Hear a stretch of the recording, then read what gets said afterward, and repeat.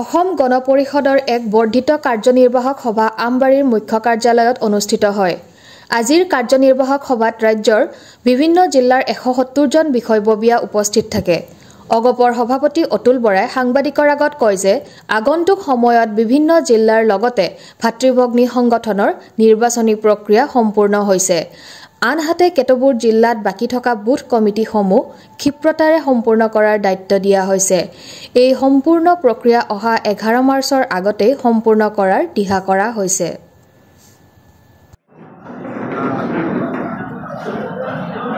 নতুন মুখক আমি আজি দেখিবলৈ পাইছোঁ।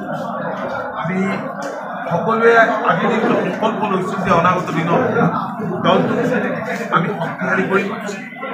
আৰু মই আগতেই কৈছিলোঁ, নতুন বছৰৰ প্ৰাকখনত, ইংৰাজী নৱবৰ্ষৰ প্ৰাকখনত ২০২৪ বৰ্ষটো হ'ব আমাৰ ৰাজনৈতিক শক্তি। সন্মুখত নিৰ্বাচন, আমি গোটেই কথাখিনি আজি ইয়াত পৰ্যালোচনা কৰিছোঁ। আমি যোৱা দিনকেইটাত যিবিলাক সাংগঠনিক স্তৰ আমি বিধান শাখা, আঞ্চলিক, মণ্ডল কমিটি, বিধানসভা সমষ্টি কমিটি, জিলা কমিটি, ইয়াৰ উপৰিও আমি দেখিছোঁ যে এতিয়াও বিভিন্ন সমষ্টিত আমাৰ বুথ কমিটিবিলাক কৰিবলৈ ৰৈ আছে। এই ৰৈ যোৱা কামখিনি আমি সম্পূৰ্ণ কৰিবৰ কাৰণে ইতিমধ্যে কাৰ্যনিৰ্বাহকৰ যিসকল বিষয়ববীয়া সদস্য আছে, আমি দায়িত্ব গ্ৰহণ কৰিছোঁ। আৰু বিশেষকৈ আমাৰ দলৰ নৱনিৰ্বাচিত যিসকল সাধাৰণ সম্পাদক আছে, সেইসকলৰ ওপৰত আমি সাংগঠনিক সম্পাদকসকলৰ সৈতে আলোচনা কৰি এই বৰ্ষটোৰ কৰ্মসূচী, বিশেষকৈ সাংগঠনিক কৰ্মসূচী প্ৰস্তুত কৰিবৰ কাৰণে আমি দায়িত্ব দিছোঁ। আৰু অহা ১১ তাৰিখৰ ভিতৰত আমি বুথ কমিটি গঠনৰ কাম সম্পূৰ্ণ কৰি আমাক সম্পূৰ্ণ প্ৰতিবেদন দাখিল কৰিবৰ কাৰণে আমি দিছোঁ। আৰু এই দায়িত্ব দলৰ বিভিন্ন বিধানসভা সমষ্টিৰ পৰা প্ৰতিনিধিত্ব কৰা কাৰ্যনিৰ্বাহক সদস্যসকলৰ ওপৰত আমি ন্যস্ত কৰিছোঁ। বিধানসভা সমষ্টি কমিটিৰ লগত আলোচনা কৰি, জিলা কমিটিৰ সৈতে আলোচনা কৰি খুব ক্ষিপ্ৰতাৰে এই কামখিনি সম্পূৰ্ণ কৰিছোঁ।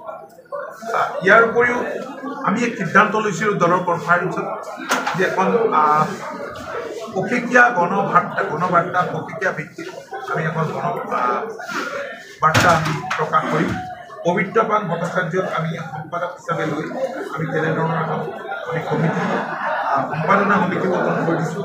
তাত পবিত্ৰপান ভট্টাচাৰ্যৰ সম্পাদক হৈ থাকিব নুৰুল চুলতান, মনোজ শইকীয়া, ডক্টৰ তপন দাস, মণিমাধৱ মহন্ত, অৰ্ণৱ ভৰালী, অংশুমান দত্ত আৰু কস্তুৰী চুতীয়া থাকিব।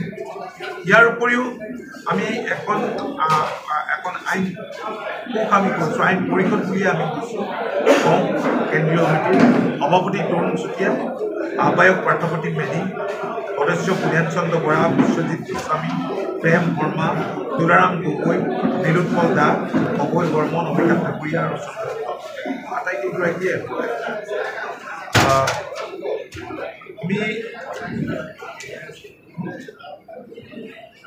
যি বাৰ্ষিক সাংগঠনিক কৰ্মসূচী আমি বছৰত প্ৰস্তুত কৰিবলৈ দিছোঁ, তাত আছে আকৰাম হুছেইন, ফুলন কোঁৱৰ, সুনীল ৰাজকোঁৱৰ, ডক্টৰ তপন দাস, মণিমাধৱ মহন্ত, জ্যোতিমণি মৰাণ আৰু ধৰ্মেশ্বৰ ৰয়।